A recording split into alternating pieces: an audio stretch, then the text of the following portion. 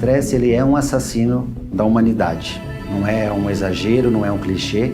O estresse, por ser uma síndrome complexa, que envolve alterações de todos os órgãos, não é só o coração. O coração está no centro desse processo, mas o cérebro, o rim, o pulmão, os órgãos da digestão, todos eles são vitimados pelas consequências de um estresse muito prolongado.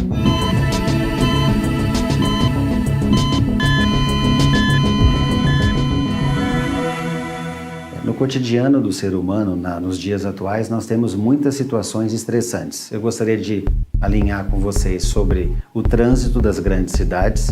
Esse é um problema crônico, as pessoas ficam extremamente sensíveis a atrasos de horário e ficam muito estressadas, não têm paciência, buzina de carro e assim por diante. A gente vê também nas relações pessoais entre as pessoas, aquela questão da intransigência, da impaciência, da intolerância, dificuldade de trabalhar em grupo. Isso gera muito estresse, muita desavença. A gente vê muito nas relações amorosas e isso no consultório cardiológico acaba sendo muito evidente. Casais que vêm aqui já separados, apresentando sintomas cardiológicos como arritmias, como dor no peito em função de uma traição, de uma decepção amorosa. Então, de uma forma geral, eu acredito que todos esses elementos precisariam ser bem trabalhados no dia a dia do consultório do cardiologista. Toda vez que a gente fica muito estressado, ocorre uma liberação de substâncias no nosso organismo, substâncias que são hormônios para contenção do estresse. Entre eles, por exemplo, a adrenalina, que a gente conhece bem, que tem um efeito de estímulo no organismo. Só que se o estresse for muito intenso e prolongado, é muita adrenalina na circulação.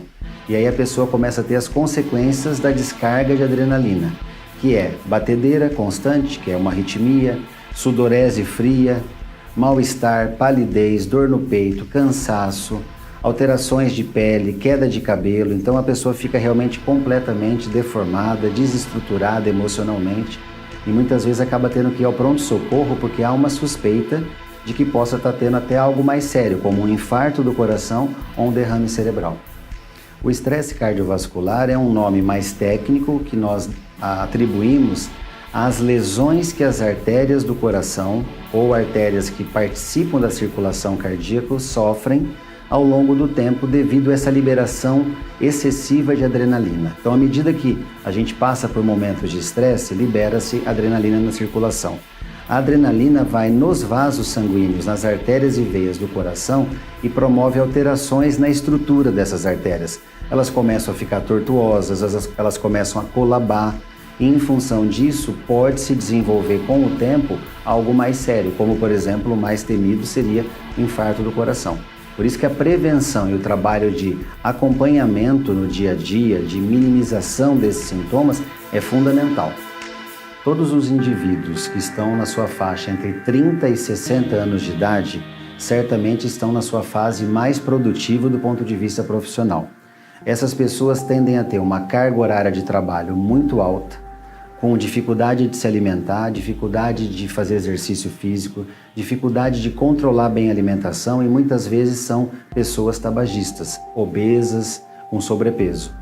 Essas pessoas obrigatoriamente precisam fazer um trabalho de prevenção semestral, procurando o cardiologista, fazendo exames, mencionando ao cardiologista alguns sintomas iniciais como dor de cabeça, mal-estar, intransigência, impaciência, alguma dor no peito inicial. Então tudo isso já tem que ser bem documentado para que o cardiologista faça uma boa análise e comece o acompanhamento, no mínimo semestral. Muitas vezes a gente identifica pessoas que precisam de acompanhamento trimestral, tamanha a gravidade do quadro. E o mais alarmante, hoje em dia nós estamos detectando pessoas mais jovens, ou seja, entre 30 e 40 anos, já portadoras de distúrbios cardiovasculares causados pelo estresse. Não existe nenhum tipo de pessoa que seja isenta do risco cardiovascular. E nesse contexto, os atletas, os triatletas principalmente, as pessoas mais magras, nós temos que tomar cuidado porque há uma tendência de se subestimar. Ele é magro, ele é atlético, ele faz academia 3, 4 vezes ao dia, eu não preciso me preocupar. Essas pessoas podem até ter uma longevidade do ponto de vista dos seus hábitos pessoais, porém o fator genético e familiar pode ser predominante. Eu tenho, por exemplo, alguns triatletas que eu acompanho que têm colesterol, que tem sintomas cardiológicos acima do normal em relação a uma pessoa com hábitos ruins. Então a gente não deve no consultório subestimar. Mesmo as pessoas magras, atléticas, que fazem exercício, precisam passar por um acompanhamento.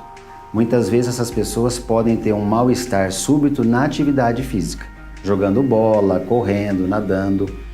E como está muito na moda o exercício físico como o elixir, né, do bem-estar, precisa ter nessas pessoas um acompanhamento muito sério, até para saber que tipo de atividade que ela pode e em que grau que ela pode executar. Nós temos no nosso organismo uma gama de hormônios que são produzidos em situações de estresse. Eu ressaltei a adrenalina, mas eu gostaria de ressaltar um outro hormônio que nosso corpo produz, chamado cortisol. Nós temos uma glândula dentro do nosso corpo, próxima ao rim, chamado adrenal ou suprarrenal. Essa glândula, quando submetida a um estado de estresse do organismo, então um nervoso muito grande, um susto muito grande, um período de jejum muito prolongado, um período de dor muito intensa, um susto muito forte, essas glândulas acabam produzindo cortisol na circulação, que tende a ter algum efeito de alívio diante desse quadro todo de estresse cardiovascular. Só que, por outro lado, o excesso de cortisol na circulação tem seus efeitos colaterais. Por exemplo, a pessoa fica muito inchada, então ela começa a ficar com o rosto muito inchado, as mãos muito inchadas, aumento do inchaço das pernas, por consequência, excesso de inchaço aumenta a pressão arterial, pode ter alterações de pele, é muito comum pessoas muito estressadas com o aumento do cortisol começarem a ter acne, queda de cabelo, quebra das suas unhas, as unhas começam a ficar frágeis. Então, uma série de alterações, tanto digestivas, cutâneas e cardiológicas, que o cortisol em excesso pode produzir. Mas lembrando que ele é um elemento que tenta conter as consequências do estresse cardiovascular.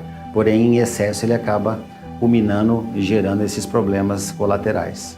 As pessoas se matam ou por um mecanismo neurológico e psiquiátrico, porque há o suicídio derivado do estresse, ou ocorre a morte realmente pelo estresse em decorrência de um infarto do coração ou de um derrame cerebral ou de uma arritmia mais maligna. Então o estresse não pode e não deve ser subestimado, ele mata e mata em grande quantidade.